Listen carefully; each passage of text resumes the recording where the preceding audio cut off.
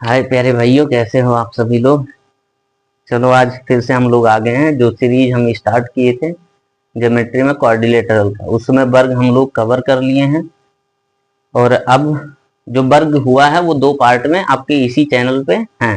ठीक है, आप अगर जरूरत लगे तो आप उनका सहयोग लीजिए, रिवीजन आप अपना जारी रखिए। और उम्मीद करते हैं कि बढ़िया ही होंगे सभी लोग। सबसे पहले तो ईश्वर से यही कामना है भाई कि जो भी लोग देख रहे हैं इस वीडियो को, उनकी आंखों को कम से कम 1000 1500 वर्षों तक ना उत्तल लेंस की जरूरत पड़े और ना ही अवतल लेंस की। भाई वीडियो कैसे देखेंगे बेचारे, अगर कुछ हुआ आंख में तो आंखें पहले उनकी सलामत हैं। चलो अब हम आज अपना शुरू करेंगे रेक्टेंगल मतलब आयत। आयत, ये फिगर दिख रहा है, ये एक आयत है। आयत वो होता है जिनमें दोनों विमाएं अलग अलग होती हैं, लेंथ अलग होगा, ब्रेथ अलग होगा, लंबाई अलग और चौड़ाई अलग हो, उसको क्या कहते हैं भैया मेरे, तो उसको आयत कहते हैं। लेकिन एक बात सेम एज टू एज वर्ग की तरह होगा, जो 90 डिग्री का कोण बनता है वो चारों बिंदुओं पे भी यहां भी बनने वाला है, आयत में भी। वर्ग में आपकी चारों कोण कितने डिग्री के थे, 90 90, तो यहां भी 90 ही 90 रहेगा।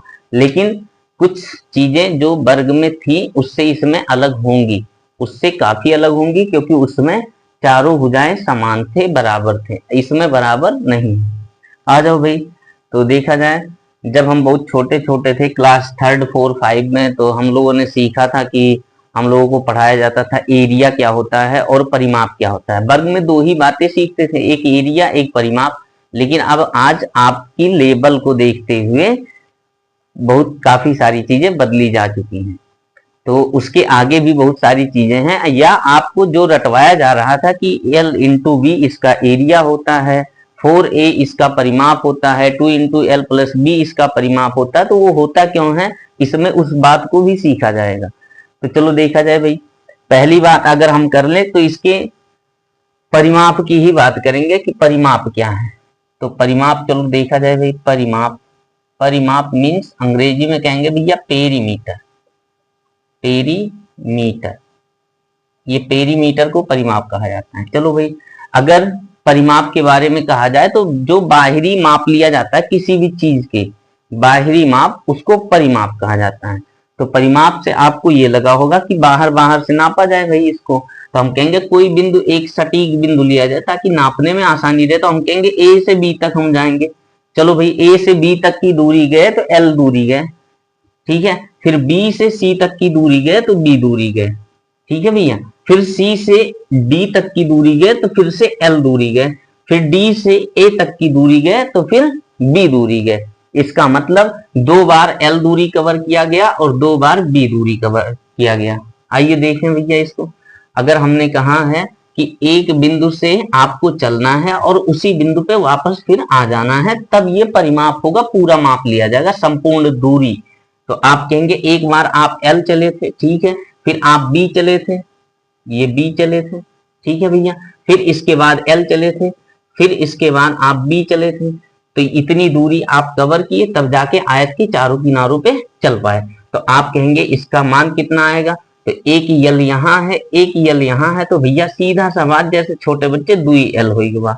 अब भैया यहाँ पे प्लस लगाएंगे, फिर आप कहेंगे एक बी यहाँ दिख रहा है, एक बी यहाँ दिख रहा है, तो 2B ये भी हो गया भैया, तो 2L प्लस 2B। अब इनमें से आपको कॉमन लेने का तरीका भी पता होगा कि कैसे कॉमन होता है। तो आप कहेंगे ये 2 है, 2 कॉमन ले लिए, प्लस L प्लस B ये हो गया।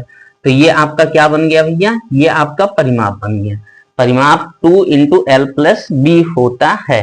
अब हम अगली बात जो है वो ये सीखेंगे कि क्षेत्रफल क्या है। क्षेत्रफल, क्षेत्रफल सीखिए क्या, क्षेत्रफल जो एरिया होता है इसका, एरिया, एरिया। अगर एरिया की बात करें तो एरिया का मतलब होता है जितने भी जगहों को ये कवर करती हैं, चारों भुजाएं मिलके जितने भी जगह को कवर करती हैं वो इसका एरिया कहलाता है। चार भुजाएं मतलब ये वाला, ये वाला, ये वाला, ये वाला, चारों भुजाओं से जो भी एरिया ये कवर किया गया है, इस एरिया का जो मान आएगा वही इसका क्षेत्रफल होगा। तो वो होता है, हमको बचपन में रटवाया जा रहा था, तो आप याद करिए L into B, L into B, ये बताया जा रहा था कि इसका जो एरिया होता है वो L इंटू बी होता है। लेकिन हम कह रहे थे कि इसको हम हर एक चीज को समझेंगे, इसके सभी चीज को, चाहे वो परिमाप हो, चाहे एरिया हो, चाहे डायगोनल से जुड़ी बातें हो, कि ये होता क्यों है, कैसे होता है। तो इसको भी देख ले कि L इंटू बी कैसे होता है। तो याद करिए, आपको एक बात और बताई गई थी जब ज्योमेट्री स्टार्ट किया गया था, लाइन एंड एंगल पढ़ाया गया था, उसके बाद ट्रायंगल पढ़ाया गया था। तो ट्रायंगल में बताया गया था कि किसी भी त्रिभुज के लिए, कोई कैसा भी त्रिभुज हो, अगर उसमें हाइट पता हो और अगर उसमें बेस पता हो, तो बेस इंटू हाइट करके आप उसको 2 से डिवाइड करते थे। या आप ये कहिए कि 1/2 into base into height, into base into height, ये होता था। आप ये पढ़े थे। हाइट का पहचान जो 90 डिग्री का कोण बना रही थी, उस लाइन को हाइट कहते थे। इसकी हाइट ये है। तो एक त्रिभुज इसमें नीचे दिख रहा है और एक त्रिभुज ऊपर दिख रहा है। ये एरिया का प्रूफ देखने के लिए बता रहे हैं। एक त्रिभुज यहां दिख रहा है, ये वाला जो नागिन बना है, ये रेड वाला, ये वाला और ये ब्लू वाला, देख रहे हैं आप। एक एरिया है, तो एक त्रिभुज है जिसका नाम ए बी सी है। दूसरा त्रिभुज इसके ऊपर है भैया ए डी सी, दूसरा त्रिभुज ए डी सी। दो त्रिभुजों का एरिया अगर मिला दिया जाए, इन्हीं दोनों को जोड़ दिया जाए, तो यही पूरे आयत का एरिया बनेगा। तो आओ पहले त्रिभुज का एरिया, इस त्रिभुज का एरिया अगर देखें तो इस त्रिभुज का एरिया होगा 1/2 into base into height, into base into height, यही तो होगा भैया, इंटू बेस इंटू हाइट, ये बनने वाला है। तो हम कहेंगे अगर 1/2 इंटू बेस का मतलब आपका एल है और हाइट ये है। अभी हमने बताया हाइट 90 डिग्री बनाने वाली कोण होती है। तो आपका ये बेस है, पैरेलल पड़ा हुआ लाइन बेस, और ये सीधा खड़ा वाला क्या है भैया, ये जो सीधा खड़ा लाइन दिख रही है, ये, हाँ, ये खड़ी लाइन जो दिख रही है वो आपकी हाइट है। तो बेस आपका एल, एल इंटू ये वाली लाइन आपकी बी, बी और बेस भी होता है, और ये बी जो है यहाँ पे हाइट के लिए लिखा गया, इसकी हाइट बेस, ये बेस एल है, इसमें हाइट बी है, तो एल इंटू बी, यही आपको जानना था। ये आया एक त्रिभुज का एरिया, और एक त्रिभुज का एरिया बोले तो ये आधे आयत का एरिया है। आधे आयत का एरिया, आधे आयत का एरिया एक त्रिभुज का है, और दूसरा त्रिभुज निकालना हो तो आप इसी में गुणे 2 कर दीजिए, पूरे का गुणा 2। ठीक है भैया मेरे, तो ये और ये कट जाएंगे, तो बचा कितना भैया, एल इंटू बी, ये आ गया एल इंटू बी। ये जो आया है ये एरिया है। आज एरिया आपको आ गया समझ में कि एरिया एल इंटू बी क्यों होता है। तो दो त्रिभुजों के एरिया मिला के यहाँ पे एल इंटू बी बन जाएगा। इसको प्रूफ आप कर सकते हैं कि इसका एरिया जो होगा वो एल इंटू बी ही होगा, इसके अलावा कुछ और नहीं होगा।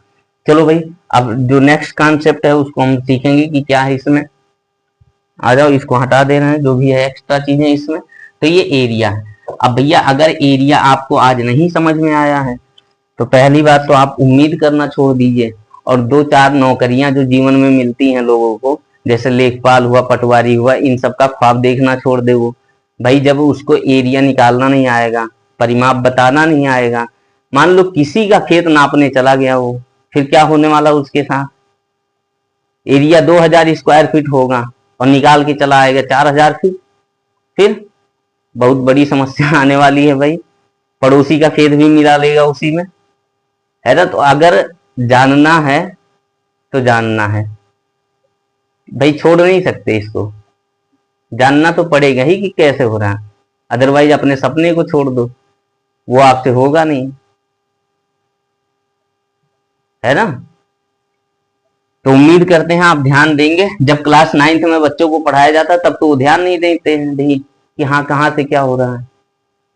आज उनको बहुत बड़ी समस्याएं आ रही हैं। किताब फिर से उठाइए 9th का, और फिर से क्लास 9वीं में एडमिशन लीजिए, फिर दोबारा पढ़िए, तब जाके समझ में आएगा कि एरिया क्या है, परिमाप क्या है, 90 डिग्री का एंगल कैसे बनता है ना। अब ये भी नहीं आ रहा है तो फिर कौन पढ़ाएगा भाई। तो इन बातों को भैया सीखिए, ठीक है। मेहनत करिए, कभी भी पढ़ने बैठिए, रफ और कॉपी साथ में, कॉपी किताब सब पेन वगैरह सब लेके बैठिए। टाइम पास मत करिए कि लेट के बैठे पढ़ रहे हैं।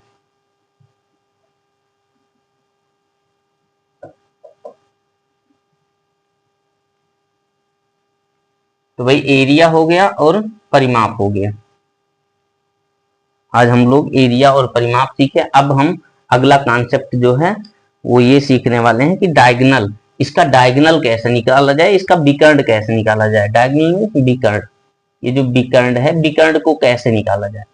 विकर्ण को डी से लिखा जाता है, डायगोनल अंग्रेजी में पूरा डायगोनल ये लिखा जाता है।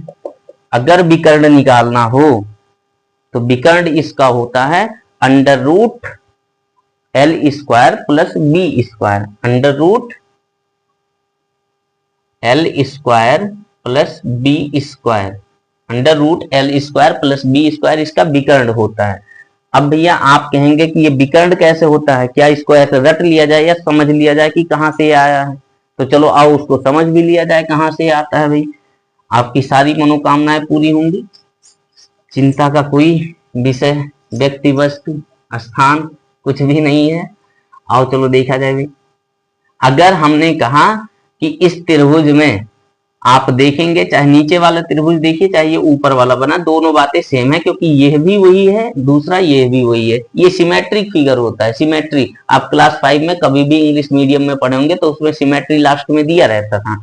जैसे कोई एक त्रिभुज बना देता था, फॉर एग्जाम्पल आपको देता था कि इसको ऐसे डिवाइड कर दीजिए, तो जो पार्ट इधर है वही पार्ट इधर है, इसी को सिमेट्री कहते हैं। मेहनत करिए भैया, मेहनत के अलावा कोई दूसरा चारा है नहीं। अगर इनको समझना हो कि ये कैसे आ रहे हैं विकर्ण, तो चलो विकर्ण को भी देख लिया जाए। जो डायगोनल होता है वो आपको इस त्रिभुज एबीसी में, ये त्रिभुज मैं बाहर बना दे रहा हूँ, ये जो त्रिभुज दिख रहा है एबीसी, मैं थोड़ा छोटा बना रहा हूँ आपका। ये ए है, ये बी है, ये सी है, ठीक है भैया। ये बड़ा है थोड़ा, इसको छोटा करके मैंने बनाया है। इसका साइड जो है ये वाला, ये एल माप है इसका। ये वाला माप कितना है भैया, ये बी है। अगर हम कहें ये कोण 90 डिग्री का है तो फिर तो पाइथागोरियन बाबा आ गए यहाँ पे, उन्हीं की देन है जो आज 90 डिग्री को आसानी से तोड़ा मोड़ा जा सकता है। चलो भाई कल हम वर्ग जब पढ़ रहे थे तो उसमें प्रूफ भी देखे थे, पाइथागोरस प्रमेय का प्रूफ क्या है, कैसे आता है वो भी। हर एक चीज को प्रूफ किया जा रहा है, उसके बाद भी आप ना समझो तो फिर आपकी गलती है, कहीं ना कहीं आपकी कमी है। चलो भाई आ जाओ देखा जाए।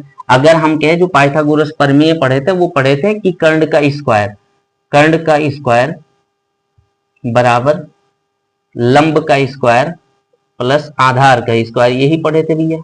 लंब का स्क्वायर प्लस आधार का स्क्वायर, यही पढ़े थे हम। तो आ जाओ भाई, कर्ण 90 डिग्री के सामने मैंने बताया था ऑलवेज, हमेशा ही 90 डिग्री के सामने क्या होता है, कर्ण होता है। कर्ण ये है, कर्ण आपका एसी है। अगर एसी का स्क्वायर देखा जाए, कर्ण मतलब विकर्ण इसमें यही बन रहा है जो कर्ण है, ठीक है। ये कर्ण है, इसमें यही विकर्ण कहा जाता है। विशेष भुजा कर्ण सबसे बड़ी होती है। एसी स्क्वायर बराबर लंब आप मान लोगे बी है, या आधार प्लस लंब लिख लो तो भी बातें वही रहेंगी, तो L square plus B square हो जाएगा। एसी का मान बताना है, ना कि विकर्ण का स्क्वायर बताना है या कर्ण का स्क्वायर, कर्ण ही बताना है, ये जो कर्ण है। अब एसी बराबर जो इधर पावर 2 है उधर जाके 1/2 हो जाता है। क्यों, क्योंकि पावर में भी भाग दिया जाता है, ना कि केवल और केवल नंबर में। पावर इधर 2 है तो उधर जाके भाग दे देगा पावर में, इतने पूरे के पावर 1 है तो उसके भाग देंगे उधर ले जाके, तो 1/2 हो जाएगा। तो L square plus B square और 1/2 पावर हो, उससे बढ़िया है कि आप उसको रूट में लिख दीजिए। तो ये under root L square plus B square, ये आपका विकर्ण हो गया। चलो भाई ये विकर्ण आ गया। अब हम नेक्स्ट जो भी हैं वो सीखेंगे।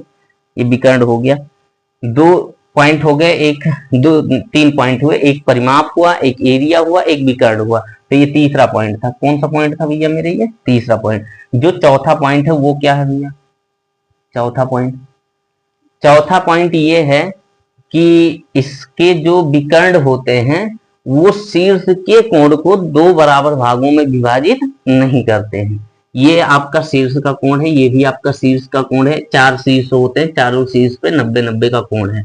तो जो चौथा पॉइंट है वो ये कहता है कि जो डायगोनल होता है वो शीर्ष के कोणों को समद्विभाजित नहीं करता है।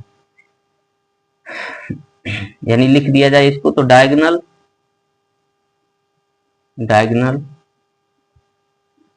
नेवर बाइसेक्ट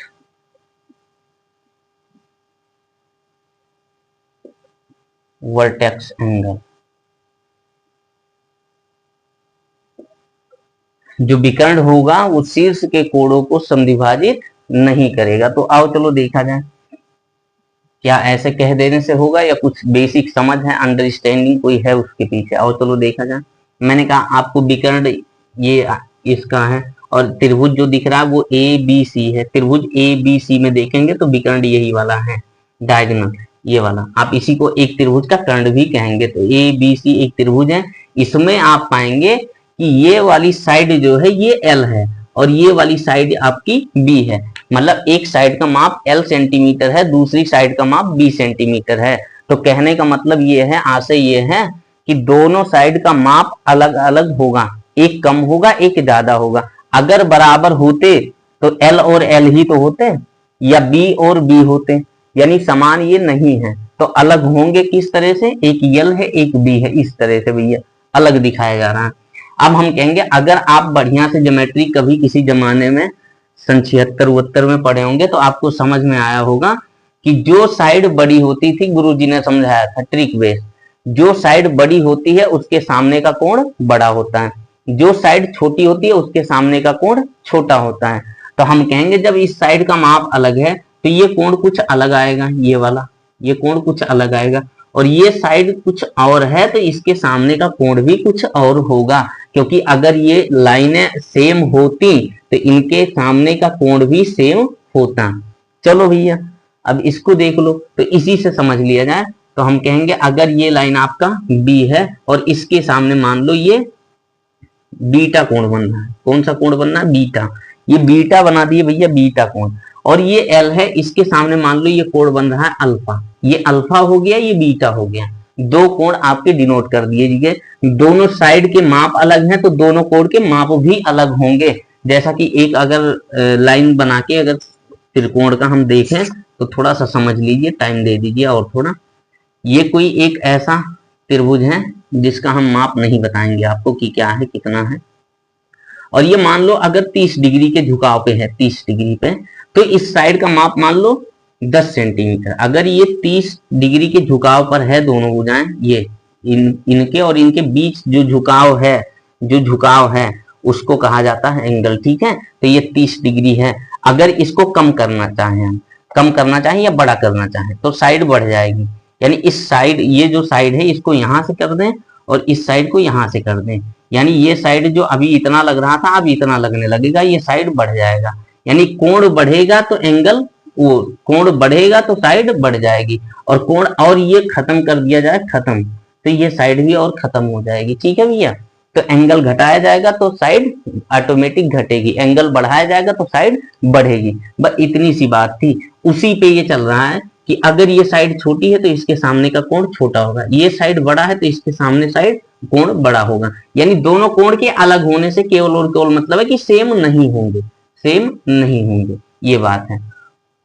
चलो भाई, अब सेम नहीं होंगे तो आपको लग गया कि हाँ ये बाइसेक्ट नहीं होंगे। लेकिन अभी कैसे पता चले, अभी तो पता ही नहीं चल सकता, क्योंकि ये और ये कितना होंगे, क्या ये भी बीटा होगा? अगर ये बीटा होगा तो फिर काम गड़बड़ है, क्योंकि बाइसेक्ट नहीं कर सकता था। बाइसेक्ट करेगा तभी तो ये बीटा होगा। अभी ये बीटा है तो ये भी बीटा होगा, बाइसेक्ट जब होगा। ये अल्फा है तो ये अल्फा होगा, जबकि कहा गया कि कभी नहीं करेगा बाइसेक्ट, ठीक है भैया। तो ये कभी नहीं करेगा। तो आओ चलो देखा जाए इसको भी। दूसरी बात, इसमें जो ये वर्ग, जो आयत बनाया जाता है, आयत 4 बिंदुओं से मिलके बनता है, ये आयत बना है।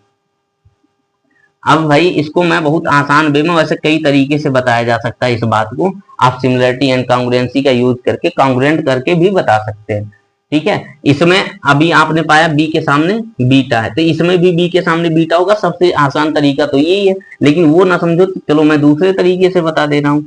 ये और ये, अगर यहाँ पे ये 20 सेंटीमीटर है तो यहाँ भी ये 20 सेंटीमीटर होगा, यहाँ भी ये 20 सेंटीमीटर होगा। सभी जगहों पे ये 20 सेंटीमीटर 20 सेंटीमीटर, यानी ये लाइन जो है एक दूसरे के समांतर है, पैरेलल है। A B parallel D C. और वर्ग में बताया गया था सेम वर्ग और आयत होते हैं, बस उनके लेंथ और ब्रेथ अलग होते हैं। मतलब ए डी सी और ए बी पैरेलल होगा डी सी के, इस बात को समझिएगा। ए डी पैरेलल होगा डी सी के, ये दोनों लाइन पैरेलल हो। क्या पचकाया जाएगा? ये ऐसा नहीं होता भैया मेरे।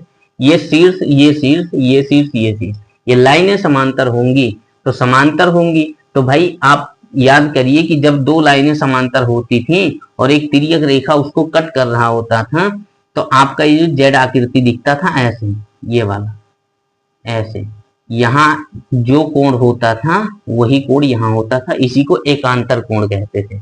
यानी ये वाला जो दिख रहा आपका जेड आकृति में बना के दिखा रहा हूं, ये वाला यहां से ऐसे ऐसे जाएंगे ये, और फिर ऐसे आके और फिर इसी जेड वाले पे जाएंगे, तो ये ऐसे ऐसे ये जेड बन गया।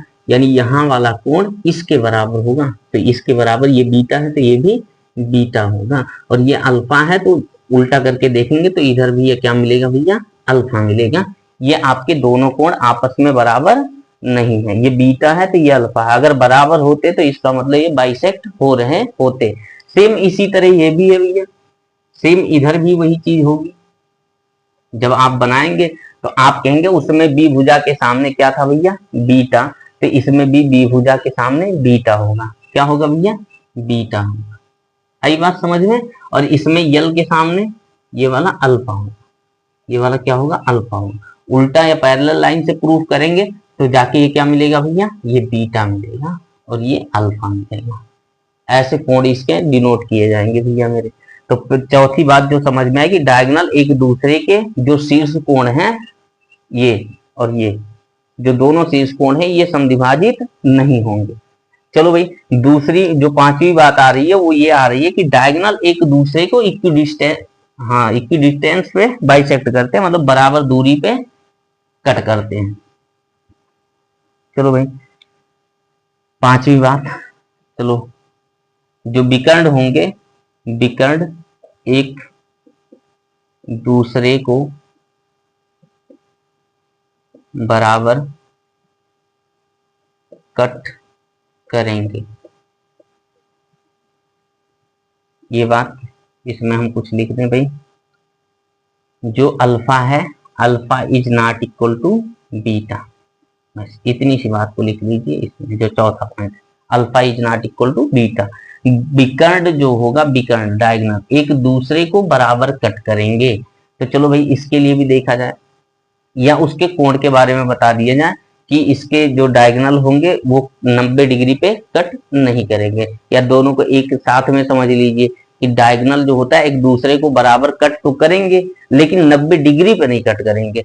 तो आओ चलो देख लें 90 डिग्री पे क्यों नहीं कट करेंगे भाई। ये बीटा है, ये बीटा है, दोनों कोण बराबर हैं, तो ये जो होगा ये 180 डिग्री माइनस 2 बीटा होगा। बोले क्यों भैया, क्योंकि तीनों कोणों का माप होता है 180 डिग्री, दो मिला के 2 बीटा हो रहे हैं, तो तीसरा 180 में से कम होके 2 बीटा तब वो मिलेगा। तो ये हो गया। दूसरी बात, अभी आपने इसको पैरेलल लाइन प्रूफ किया था, है ना, इसको पैरेलल बताया गया, तो वर्टिकली अपोजिट एंगल ये बनेगा। यानी ये 180 माइनस 2 बीटा है, तो ये भी 180 माइनस 2 बीटा होगा। ठीक है भैया मेरे।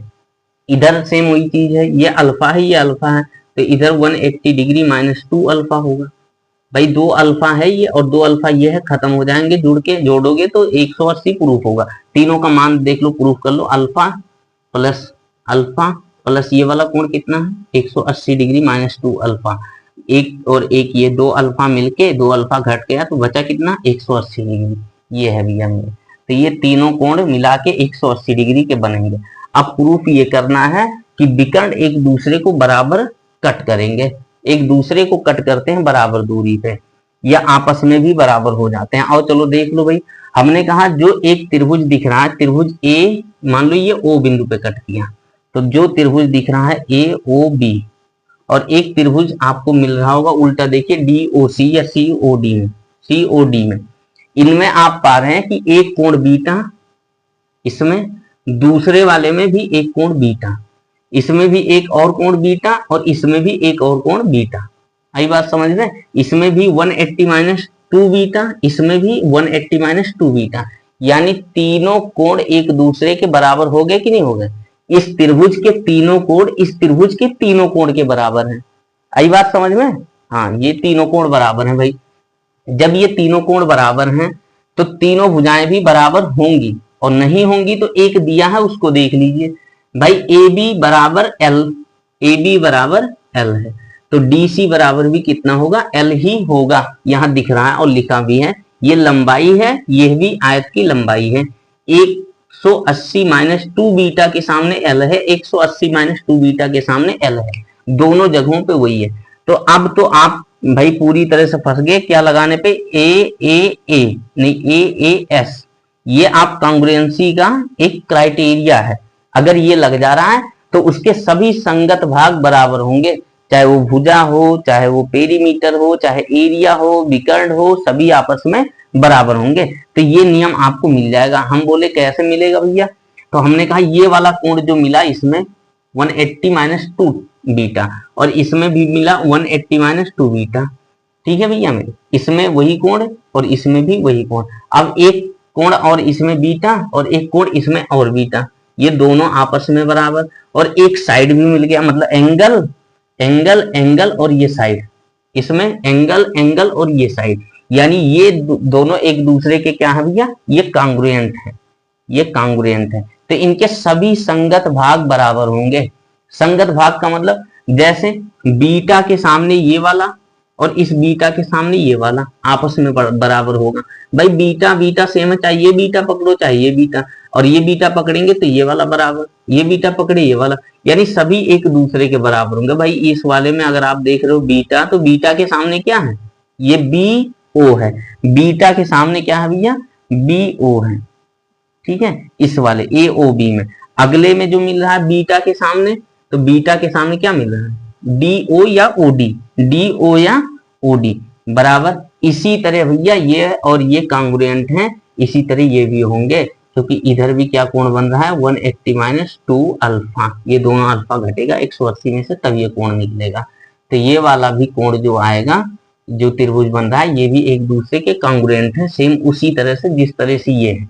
तो आप कह सकते हो कि ये वाला भी बराबर होगा इस वाले के, यानी AO बराबर होगा किसके भैया, CO के, ठीक है। और दूसरी बात, अगर BO प्राप्त करना है, BO यानी BB का या BD का आधा कर दिया जाएगा, BD बटे में 2, क्योंकि बराबर प्रूफ हुए ये और ये और ये और ये प्रूफ हो गए बराबर, BD का आधा। अब अगली बात जो है वो कह देंगे, अगर AO प्राप्त करना है, AO निकालना है, तो AO AC का आधा करके निकलेगा, ये AC का आधा कर दिया जाएगा। तो ये हो गया कि डायगोनल एक दूसरे को इक्वल डिस्टेंस पे कट करेंगे। दूसरी बात, ये 90 डिग्री पे नहीं कट करेंगे, क्योंकि ये प्रूफ क्या हो रहा है 180 माइनस 2 बीटा, यानी 180 डिग्री पर नहीं कट करेंगे। अगर 90 डिग्री पे अगर कट करना होता, तो 90 डिग्री का मतलब ये 45 और ये 45 होता, तभी 90 डिग्री यहाँ बनता। जबकि ऐसा है नहीं, ये 90 नहीं, ये 45 नहीं, ये भी 45 नहीं है। 45 होने के लिए बाइसेक्ट होना पड़ेगा, जबकि मैंने पहले ही लिखा है कि बाइसेक्ट कभी नहीं करेंगे ये। तो ये बात है पूरा इसका आयत का, ठीक है भैया मेरे। अगर इसमें कुछ भी बातें छूटी होंगी तो आप बताइएगा, उनको भी बताया जाएगा। वैसे कुछ छूटा नहीं है, एक कॉन्सेप्ट और है, कोई 1-2 कॉन्सेप्ट, वो हम अगले वीडियो में आपको अवेलेबल करा देंगे। तो भाई आप इसका स्क्रीनशॉट वगैरह कर लीजिए, या जो नोट डाउन करना है वो कर लीजिए, या केवल रिवाइज करते रहिए। आपको वीडियो की स्पीड अगर स्लो लगे तो आप स्पीड बढ़ाने के भी चांस है, मेरा कोई उसमें हर्ज नहीं है, आप बढ़ा सकते हो, स्पीड को बढ़ा सकते हो, उसकी क्वालिटी को बढ़ा सकते हो, जैसी इच्छा कहें वैसा कर लो। तो ये सारी बातें हैं, और मेहनत तो भाई करना ही पड़ेगा। हम मेहनत आपके लिए कर रहे हैं, तो क्या आप अपने लिए नहीं कर सकते? तो मेहनत आपको भी करना पड़ेगा। दूसरी बात देखो, जीवन में अगर सफल होना है मेरे भाई, तो एक बात याद रखना कि कहीं ना कहीं आपको कंफर्टेबल जोन से बाहर निकलना पड़ेगा, और बाहर का वातावरण आपको फेस करना पड़ेगा। मुश्किलें आएंगी तभी आपको कुछ समझ आएगा, ठीक है। अगर आप रुई के फाहे बने रहे तो जीवन में कुछ नहीं कर सकते हो मेरे भाई, एक बात याद रखना।